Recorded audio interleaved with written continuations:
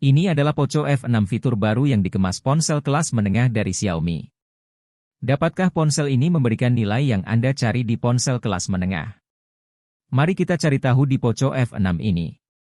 Mengulas ponsel seri Poco F yang oleh sebagian orang mungkin disebut sebagai pembunuh unggulan, mereka memberikan kinerja chipset level tinggi dan beberapa fitur bagus untuk hadiah kelas menengah dan dalam hal fitur. Vanilla Poco F6 hampir sama dengan Poco F6 Pro, ada perbedaan dalam hal chipset dan kinerja kamera, tetapi kita akan membahasnya sebentar lagi. Desain Poco F6 cukup sederhana, ponsel ini terbuat dari plastik dan lapisan monowarnanya halus dengan tampilan sedikit berkilauan saat digunakan. Menangkap cahaya seperti pada Poco F5 sebelumnya, Anda mendapatkan lingkaran individual untuk kamera dan cincin flash bingkai plastiknya rata dan memberikan pegangan yang baik. Ada perlindungan masuknya di sini dan diberi peringkat lebih tinggi dari sebelumnya di IP64 sehingga ponsel ini harusnya sedikit lebih baik dalam menangani debu dan cipratan air dibandingkan pendahulunya. Peningkatan bagus lainnya di sini adalah tampilan beresolusi lebih tinggi. Kali ini Anda mendapatkan resolusi 1220 piksel dan perlindungan Gorilla Glass Victus. Jika tidak, masih OLED 6,67 dengan kecepatan refresh 120 Hz. Kepadatan piksel tidak setinggi panel QHD model Pro, tetapi ketajamannya tetap bagus di sini, pada 446 ppi. Layarnya juga dilengkapi dengan dukungan untuk penglihatan Dolby warna 12 bit dan video HDR10+.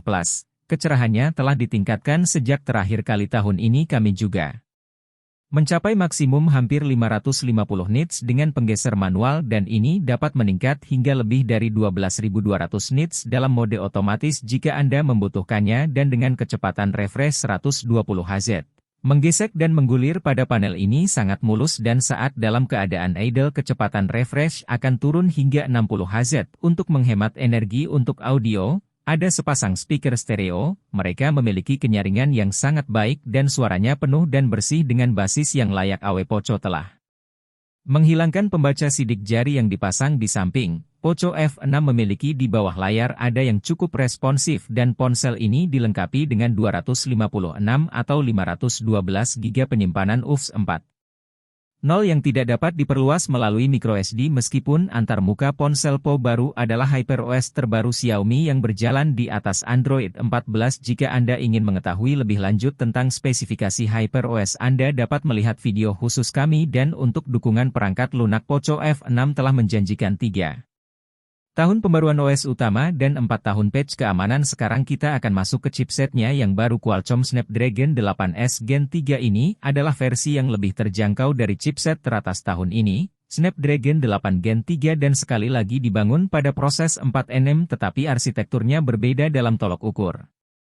Poco F6 melakukan pekerjaan luar biasa dengan memberikan angka-angka yang layak untuk andalan dan pada dasarnya mengungguli semua kompetisi kelas menengah, namun masih dikalahkan oleh Poco F6 Pro yang menggunakan chipset unggulan Bonafide dari tahun lalu.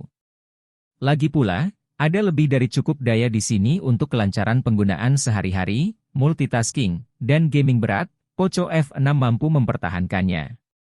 Kinerja tingkat tinggi melalui stress test kami yang berkepanjangan, dan satu-satunya kekhawatiran kami adalah bahwa dalam tingkat tinggi ini kami melihat lonjakan yang mungkin dapat memengaruhi kecepatan bingkai dalam game. Poco F6 memiliki baterai 5000 mAh seperti tahun lalu, tetapi skor masa pakai baterainya sangat bagus. Lebih rendah dengan ponsel memperoleh skor tampilan aktif keseluruhan 10 jam dan 36 menit. Waktu penelusuran web dan pemutaran video adalah pelanggar terburuk. Setidaknya Anda memiliki pengisian cepat 90W ketika Anda perlu mengisi ulang. Peningkatan dibandingkan tahun lalu adalah 67W dengan adaptor yang dibundel. Kami dapat mengisi daya Poco F6 dari 0 hingga 56% dalam 15 menit dan pengisian penuh membutuhkan waktu 37 menit. Dan sekarang ke kamera, ada dua di bagian belakang kamera utama 50 peta dan kamera ultralebar 8 megapiksel. Kamera utamanya masih baru dan walaupun memiliki jumlah megapiksel yang sama dengan Poco F6 Pro, kamera ini berbeda dengan kamera utama Poco F6 yang bekerja dengan baik di siang hari. Detailnya sangat bagus, meski tidak seorganik seperti pada model Pro. Di sini dijaga tetap rendah, keseimbangan putihnya konsisten dan rendisi warnanya cukup menyenangkan, rentang dinamisnya juga bagus, namun cara Poco F6 menampilkan warna kulit dan wajah bukanlah favorit kami. Ada beberapa penghalusan dan pemutihan kulit yang terjadi pada Anda.